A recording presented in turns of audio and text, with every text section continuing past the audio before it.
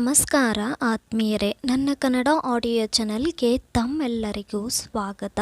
ಆತ್ಮೀಯರೇ, ಝಾನ್ಸಿ ರಾಣಿ ಲಕ್ಷ್ಮೀಬಾಯಿಯಲ್ಲಿ 8ನೆಯದು ಮತ್ತೊಮ್ಮೆ ಭೀಕರ ಕದನ. ಕಾಲ್ಟ್ವಿ ಪಟ್ಟಣದಲ್ಲಿ ಪೇಶ್ವೆಯ ಸೈನ್ಯದೊಂದಿಗೆ ಹೋಗಿ ಸೇರಲು ರಾಣಿ ಲಕ್ಷ್ಮೀಬಾಯಿಯನ್ನು ಒಪ್ಪಿಸಲು ತುಂಬ ಘಾಸಿಯೇ ಆಯಿತು. ಆದರೆ ತಾತ್ಕಾಲಿಕವಾಗಿ ಹಾಗೆ ಮಾಡಿ ಮತ್ತೊಮ್ಮೆ ಇಂಗ್ಲಿಷರೊಂದಿಗೆ ಕಾದಾಡಿ ಮಣ್ಣು ಮುಕ್ಕಿಸಬೇಕೆಂಬ ಮಹದಾಸೆ ರಾಣಿಯ ಮನಸ್ಸಿನಲ್ಲಿ ಬಲವಾದ ಕಾರಣ ತನ್ನ ಆತ್ಮೀಯ ಹಾಗೂ ವಿಶ್ವಸ್ತ ಸೈನಿಕರ ಮಾತಿಗೆ ಮನ್ನಣೆ ನೀಡಿದಳು. ಕತ್ತಲಾದೊಡನೆ ಪೂರ್ವಯೋಜನೆಯಂತೆ ಎಲ್ಲರೂ ಕೋಟೆಯ ರಹಸ್ಯದ್ವಾರದ ಮೂಲಕ ಇಂಗ್ಲಿಷ್ ಪಹರೆದಾರರ ಕಣ್ಣಿಗೆ ಮಣ್ಣೆರಚಿ ಕೋಟೆಯಿಂದ ಹೊರಬಂದರು. ರಹಸ್ಯ ಮಾರ್ಗದಲ್ಲಿಯೇ ಪುರುಷ ವೇಷಧಾರಿಯಾಗಿದ್ದ ರಾಣಿ ತನ್ನ ದತ್ತುಪುತ್ರ ದಾಮೋದರನನ್ನು ಧೋತ್ರದಲ್ಲಿ ಬೆನ್ನಿಗೆ ಕಟ್ಟಿಕೊಂಡು ಅಶ್ವಾರೂಢಳಾಗಿ ತನ್ನ ಆಪ್ತರೊಂದಿಗೆ ಕಾಲ್ಟಿಯ ಕಡೆ ಧಾವಿಸಿದಳು. ವಿಚಾರವನ್ನು ತಿಳಿದ ವೃದ್ಧ ತಂದೆ ಮೋರೋಪಂತನು ಮಗಳನ್ನು ಸುರಕ್ಷಿತವಾಗಿ ಕರೆದೊಯ್ಯಲು ಅಭಿಮುಖವಾಗಿ ತನ್ನ ಸಿಬ್ಬಂದಿಯೊಂದಿಗೆ ಬಂದನು. ರಾಣಿ ಎಳೆಮಗುವಿನಂತೆ ತಂದೆಯ ಮುಂದೆ ಬಿಕ್ಕಿ ಬಿಕ್ಕಿ ಅತ್ತಳು. ಮೈಕೈ ತುಂಬ ಗಾಯಗಳಾಗಿದ್ದ ಮಗಳನ್ನು ಕಂಡು ತಂದೆಗೂ ಅಳು ಬಂತು. ರಾಣಿಯೇ ಸ್ವತಃ ಸಂತೈಸಿಕೊಂಡು ತಂದೆಗೂ ಧೈರ್ಯ ತುಂಬುತ್ತಾ ಮುನ್ನಡೆದಳು. ಶತ್ರುಸೇನೆಗೆ ವಿಷಯ ಹೇಗೋ ತಿಳಿಯಿತು. ಅಯ್ಯಯ್ಯೋ, ಕೈಗೆ ಸಿಕ್ಕಿದ ಹಕ್ಕಿ ಹೇಗೋ ತಪ್ಪಿಸಿಕೊಂಡು ಹಾರಿ ಹೋಗುತ್ತಿದೆ, ಹೇಗಾದರೂ ಮಾಡಿ ಹಿಡಿಯಲೇಬೇಕು ಎಂದು ನಿರ್ಧರಿಸಿ ಕುದುರೆಗಳ ಮೇಲೆ ಶರವೇಗದಲ್ಲಿ ಹಿಂಬಾಲಿಸಿದರು. ರಾಣಿ ತನ್ನವರೆಲ್ಲರೊಂದಿಗೆ ಜಾಣತನದಿಂದ ಅವರೆಲ್ಲರ ಕಣ್ಣು ತಪ್ಪಿಸಿ ಮುಂದೆ ಮುಂದೆ ಸಾಗುತ್ತಲೇ ಬಂದಳು. ಮಾರನೆಯ ದಿನ ರೋಸ್ ಸಂತಸದ ಸಂಭ್ರಮದೊಂದಿಗೆ ಝಾನ್ಸಿ ಕೋಟೆಯ ಮೇಲೆ ಇಂಗ್ಲಿಷ್ ಧ್ವಜವನ್ನು ಹಾರಿಸಿದ. ಅಳಿದುಳಿದು ನತದೃಷ್ಟ ಝಾನ್ಸಿ ಸೈನಿಕರನ್ನು ನಿರ್ದಾಕ್ಷಿಣ್ಯವಾಗಿ ಗಲ್ಲುಗಂಬಕ್ಕೇರಿಸಿದ. ಇತ್ತ ರಾಣಿಯನ್ನು ಬೆನ್ನಟ್ಟಿಸಿಕೊಂಡು ಥ್ಯಾಕರೆ ಎಂಬ ಸೇನಾನಾಯಕನು ಹಿಂಬಾಲಿಸಿದ. ರಾಣಿಯ ಕುದುರೆ ಹಳ್ಳ ದಿಣ್ಣೆ ಬೆಟ್ಟ ಗುಡ್ಡಗಳನ್ನು ಲೆಕ್ಕಿಸದೆ ಮುಂದೋಡುತ್ತಲೇ ಇತ್ತು. ಶತ್ರುಸೇನೆ ತುಂಬ ಹಿಂದಕ್ಕೆ ನಿಂತಿತು. ಮಾರ್ಗದಲ್ಲಿ ಕಾಂದೇರ ಎಂಬ ಹಳ್ಳಿ. ರಾಣಿ ಕುದುರೆಯಿಂದಿಳಿದು ಸ್ವಲ್ಪ ಕಾಲ ವಿಶ್ರಮಿಸಿಕೊಳ್ಳತೊಡಗಿದಳು. ಅಷ್ಟರಲ್ಲಿ ಲೆಫ್ಟಿನೆಂಟ್ ಥ್ಯಾಕರೆ ತನ್ನ ಸಿಬ್ಬಂದಿ ಸೈನ್ಯದೊಂದಿಗೆ ರಾಣಿಯನ್ನು ಅರಸುತ್ತಾ ಅದೇ ಗ್ರಾಮಕ್ಕೆ ಬಂದ. ರಾಣಿಯ ಕೈಯಲ್ಲಿ ಕತ್ತಿಯೊಂದರ ಹೊರತು ಬೇರೇನೂ ಇರಲಿಲ್ಲ. ದೂರದಲ್ಲಿ ಶತ್ರುಸೇನೆಯ ಕುದುರೆಗಳ ಗೊರಸುಗಳಿಂದ ಬರುತ್ತಿದ್ದ ಧೂಳಿನ ಹೊಗೆಯನ್ನು ಕಂಡು ಬೆನ್ನಿಗೆ ಕಟ್ಟಿಕೊಂಡಿದ್ದ ದಾಮೋದರನೊಂದಿಗೆ ಮತ್ತೆ ಕುದುರೆಯ ಬೆನ್ನ ಮೇಲೆ ಹಾರಿದಳು. ಹಾರಿದ್ದೇ ತಡ, ಕುದುರೆ ನಾಗಾಲೋಟದಲ್ಲಿ ಓಟ ಕಿತ್ತಿತು. ಇಂಗ್ಲಿಷ್ ಸೈನಿಕರೊಂದಿಗೆ ಥ್ಯಾಕರೆಯು ಹಿಂಬಾಲಿಸಿದ. ಈಗ ಹೆಡೆಯಂತೆ ವರ್ತಿಸುವುದು ಸರಿಯಲ್ಲವೆಂದು ಲಗಾಮವನ್ನು ಬಿಗಿ ಹಿಡಿದಳು. ಕುದುರೆಯ ಓಟವು ನಿಧಾನ ಆಯಿತು. ಥ್ಯಾಕರೆ ರಾಣಿಯನ್ನು ಎದುರಿಸಿದ. ಆಕೆಯ ಮುಖದಲ್ಲಿ ಸಾಹಸದ ಶೌರ್ಯದ ಹೊಳಪನ್ನು ಕಂಡು ಅವಕ್ಕಾದ. ರಾಣಿ ವೀರಾವೇಶದಲ್ಲಿ ಬಿಸಿದ ಕತ್ತಿಯ ಒಂದೇ ಹೊಡೆತಕ್ಕೆ ಥ್ಯಾಕರೆ ಕುದುರೆಯಿಂದ ಕೆಳಗೆ ಬಿದ್ದ. ಲಕ್ಷ್ಮೀಬಾಯಿಯ ಕುದುರೆ ಮತ್ತೆ ಮಿಂಚಿನ ವೇಗದಲ್ಲಿ ಓಡತೊಡಗಿತು. ಇಂಗ್ಲಿಷ್ ಸೈನಿಕರು ಹತಪ್ರಭಾರದಂತೆ ರಾಣಿಯ ಕುದುರೆ ಓಡಿದ ಕಡೆಗೆ ಬಿಟ್ಟ ಬಾಯಿ ಮುಚ್ಚದೆ ನೋಡತೊಡಗಿದರು. ರಾಣಿಯ ಕುದುರೆ ರಾಣಾ ಪ್ರತಾಪ್ ಸಿಂಹನ ಕುದುರೆ. ಚೇತಕದಂತೆ ಲಕ್ಷ್ಮೀಬಾಯಿಗೆ ಅನುಕೂಲವೆನಿಸಿತ್ತು. ತನ್ನ ಒಡತಿ ಮನದಿಂಗಿತವನ್ನು ಚೆನ್ನಾಗಿ ಅರ್ಥ ಮಾಡಿಕೊಳ್ಳುತ್ತಿತ್ತು. ಆಕೆಯ ಸೂಚನೆಯೇ ಮೊದಲೇ ತಾನೇ ಅರ್ಥ ಮಾಡಿಕೊಂಡು ನಡೆಯುತ್ತಿತ್ತು. ರಾಣಿಗೋ ಈಗ ತನ್ನ ಮಗ ದಾಮೋದರನನ್ನು ಸುರಕ್ಷಿತ ಸ್ಥಳ ತಲುಪಿಸುವ ತವಕ. ಇದನ್ನರಿತ ಕುದುರೆ ನಾಗಾಲೋಟದಲ್ಲಿ ಒಂದು ಸಮನೆ ಓಟ ಕಿತ್ತಿತು. ಒಡತಿಯನ್ನು ದಾಮೋದರನೊಂದಿಗೆ ಕಾಲ್ಟಿ ಪಟ್ಟಣದಲ್ಲಿ ಪೇಶ್ವೆಯ ಬಳಿಗೆ ಸುರಕ್ಷಿತ ರೀತಿಯಲ್ಲಿ ತಂದು ನಿಲ್ಲಿಸಿತು.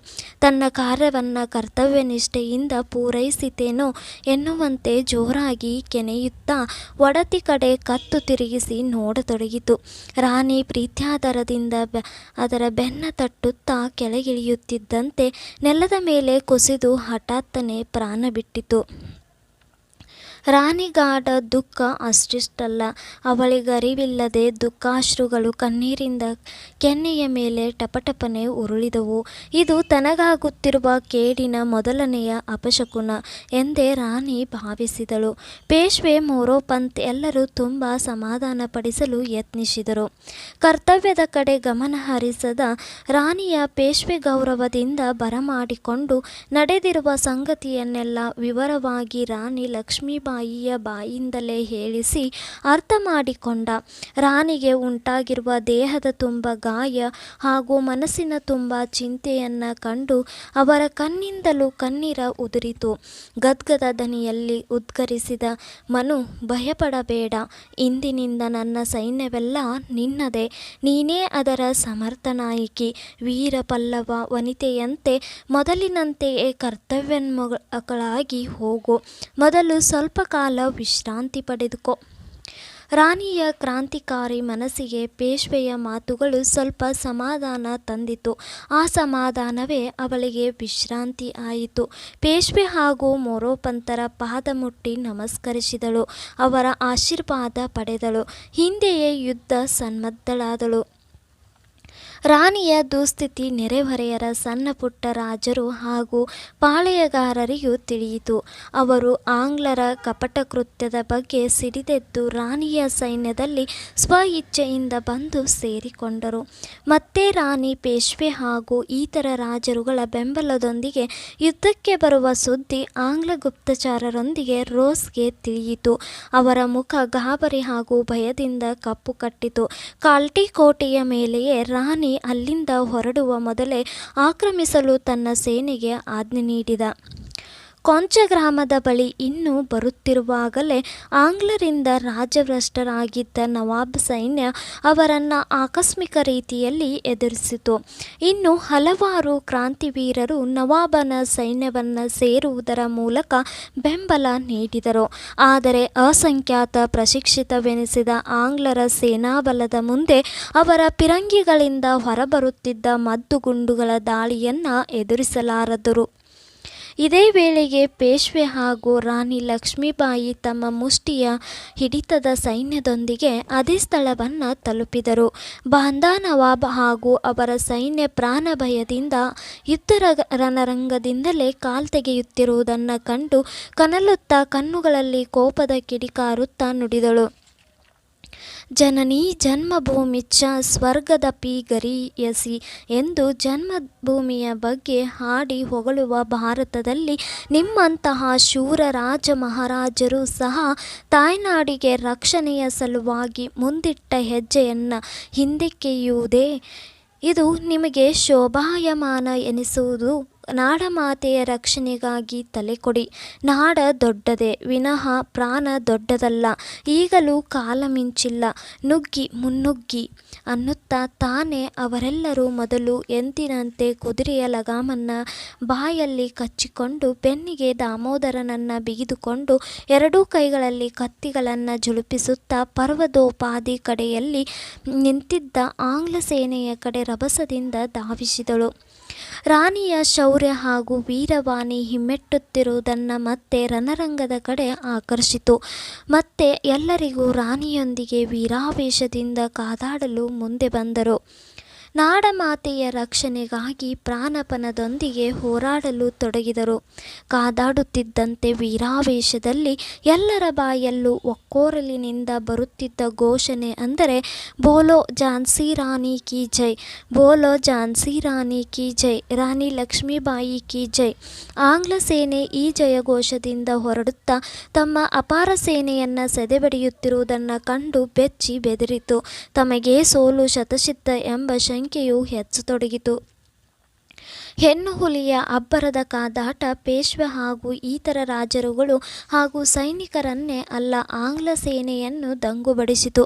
ಮಂತ್ರಮುಗ್ಧರಂತಾಗಿ ಕೈಯಲ್ಲಿದ್ದ ಪಿಸ್ತೂಲುಗಳನ್ನು ಹಾಗೆಯೇ ಚಾಲನೆ ಇಲ್ಲದೆ ಹಿಡಿದು ಬೆರಗು ಕಣ್ಣುಗಳಿಂದ ನೋಡತೊಡಗಿದರು. ರೋಸ್ ಮುನ್ನೆಚ್ಚರಿಕೆ ನೀಡಿದ. ಕೇವಲ ಹೆಣ್ಣು ಸಿಂಹನಿಯೇ ಹಾಗೆ ಆರ್ಭಟದೊಂದಿಗೆ ಶೌರ್ಯದಿಂದ ಕಾದಾಡುತ್ತಿರುವಾಗ ನೀವು ಗಂಡಸರಾಗಿ ನಿಮ್ಮ ಗಂಡಸುತನವನ್ನೇ ಕಳೆದುಕೊಳ್ಳುತ್ತಿರುವಿರಾ? ಮುನ್ನುಗ್ಗಿ, ಬೇಗ ಮುನ್ನುಗ್ಗಿ, ಕೈಯಲ್ಲಿರುವ ಪಿಸ್ತೂಲುಗಳನ್ನು ಚಾಲನೆ ಮಾಡಿ. ಯಾವುದೋ ಅಲೌಕಿಕ ಲೋಕದಿಂದ ಇಳಿದು ಬಂದಂತೆ ಆಂಗ್ಲ ಸೈನಿಕರು ಸರ್ ಹ್ಯೂಮ್ ರೋಸ್ನ ಕೂಗನ್ನು ಕೇಳಿ ಮತ್ತೆ ಕಾರ್ಯತತ್ಪರತೆಯಲ್ಲಿ ನಿಷ್ಠರಾದರು.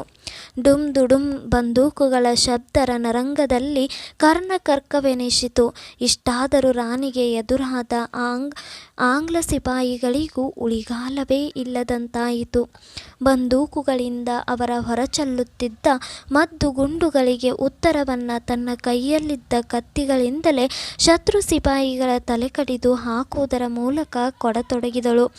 ಪೇಶ್ವೆಯ ವೀರ ಸೈನಿಕರು ತಮ್ಮ ಕೈಯಲ್ಲಿದ್ದ ಕತ್ತಿಗಳನ್ನು ಜುಳುಪಿಸುವುದರ ಮೂಲಕ ಶತ್ರು ಸೇನೆಯನ್ನು ಕೊಚ್ಚಿ ಹಾಕುತ್ತಾ ಬಂದರು. ಶತ್ರು ಸೇನೆ ಈಗ ಹೇಳದೆ ಕೇಳದೆ ಕಾಲುಗಳಿಗೆ ಬುದ್ಧಿ ಹೇಳತೊಡಗಿದರು. ಕಣ್ಣಾರೆ ಇಂತಹ ಭೀಕರ ಬೀಭತ್ಸ ದೃಶ್ಯವನ್ನು ನೋಡುತ್ತಿದ್ದ ರೋಸ್ ದಿಗ್ಭ್ರಮೆಗೊಂಡು ಕಣ್ರೆಪ್ಪೆ ಹೊಡೆಯದೆ ಅಪಲಕ ದೃಷ್ಟಿಯಿಂದ ನೋಡುತ್ತಾ ದಂಗಾಗಿ ಹೋದ.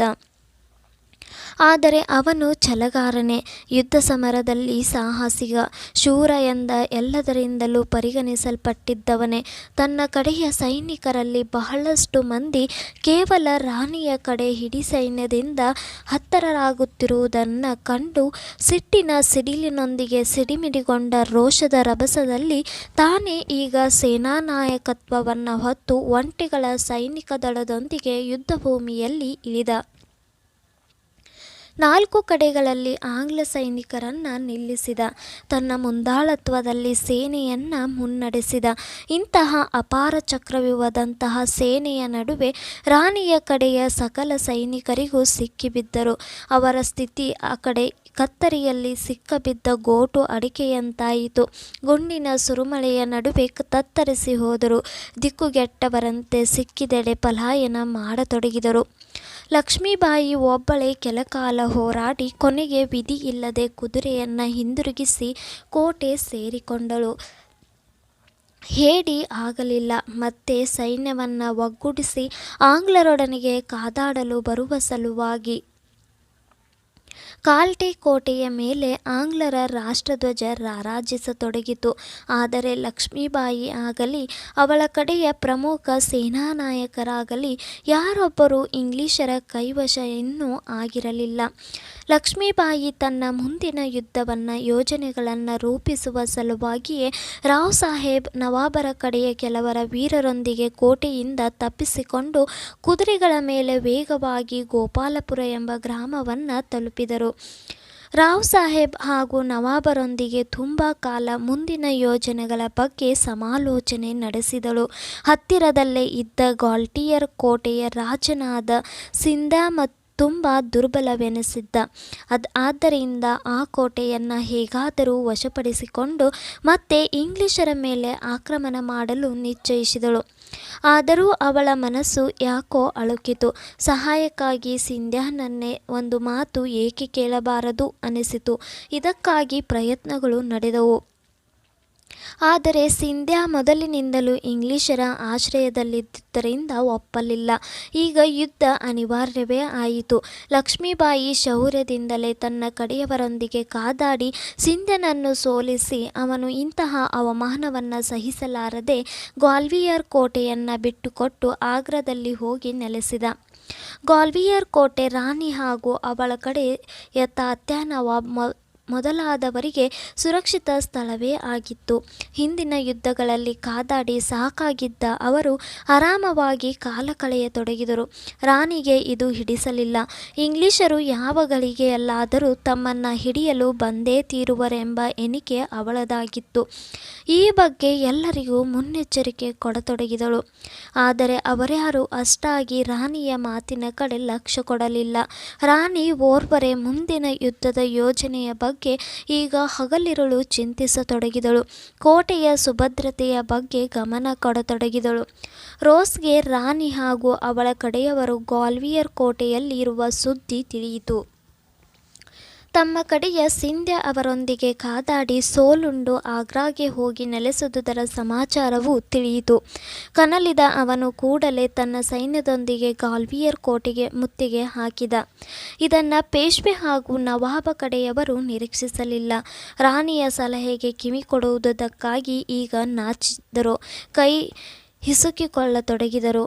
1850 ಜೂನ್ 18 ರಾಣಿ ಮುಂಜಾನೆಯ ಎದ್ದು ಪ್ರಾತಃಹಿತಗಳನ್ನು ಮುಗಿಸಿ ಪೂಜೆ ಪುರಸ್ಕಾರ ಕ್ರಮಗಳನ್ನು ಮುಗಿದವು. ಅವಳ ಮನಸ್ಸು ಯಾವುದೋ ದೃಢ ನಿರ್ಧಾರಕ್ಕೆ ಬಂದಿರುವಂತೆ ಮುಖ ಬಿಂಬಿಸುತ್ತಿತ್ತು. ಪುರುಷ ವೇಷಧಾರಣಿ ಆದಳು. ಎಂದಿನಂತೆ ರಕ್ಷಣೆಯ ಕವಚಗಳನ್ನು ಧರಿಸಿದಳು. ಸೊಂಟದ ಎಡಬಲ ಭಾಗದ ಓರೆಗಳಲ್ಲಿ ಕತ್ತಿಗಳನ್ನು ಇರಿಸಿಕೊಂಡಳು.